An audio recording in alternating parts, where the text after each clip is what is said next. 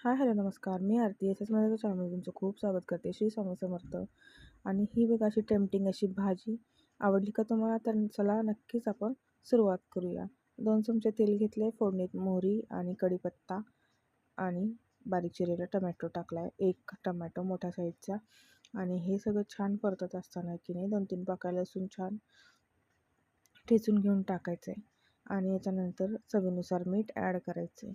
आणि चवीनुसार मीठ टाकल्याच्यानंतर छान व्यवस्थित टमॅटोला मीठ लागेल असं आपण छान सगळं परतून घ्यायचं. आणि त्यातच मग हळद आणि अर्धा चमचा हळद आणि 1 ते 1.5 चमचा लाल तिखट आणि अर्धा चमचा काळं तिखट, 1 हिरवी मिरची 2 तुकडे करून टाकायची आहे. याच्याने टेस्ट आहे ना भाजीची चेंजच होते. कधी न खाणारे मुलं ती भाजी खातील ही गॅरंटी आहे माझी. आणि हा दुधी भोपळा स्वच्छ साफ करून स्वच्छ धुवून घेतलेला आहे आपण आणि बारीक चिरून घेतलेला आहे. आणि हा दुधी भोपळा मग या फोडणीमध्ये ॲड करायचा आहे. खरंच सांगते मुलं आहेत ना ही भाजी असं तर तुम्ही दिलं तर खाणार नाही. आणि अशी जर भाजी दिलात ना अशी करून तर नक्कीच खातील. आणि बारीक चिरलेली थोडीशी कोथिंबीर पण मी ॲड केली याच्यामध्ये. आणि सगळी भाजी की नाही व्यवस्थित मिक्स करून घ्यायची आहे. मिक्स करून झाल्याच्या नंतर की नाही 5 मिनटं आपण याच्यावर झाकण ठेवणार आहे. 5च मिनटं झाकण ठेवायचं म्हणजे भाजी आहे ना एकदम पटकन वाफते.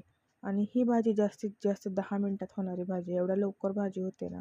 आणि ह्याला जास्त काही तामझाम लागत पण नाही. थोडक्यात साहित्यामध्ये आणि मस्त अशी चटपटीत आणि अगदी चविष्ट भाजी तयार होते. आणि शेंगदाण्याचं कूट घातले मी थोडंसं, म्हणजे 1 ते 1.5 चमचा असेल. आणि शेंगदाण्याचं कूट घालून आहे ना छान व्यवस्थित परतून घ्यायची भाजी. आणि ही बघा आपली भाजी आहे ना तयारच आहे.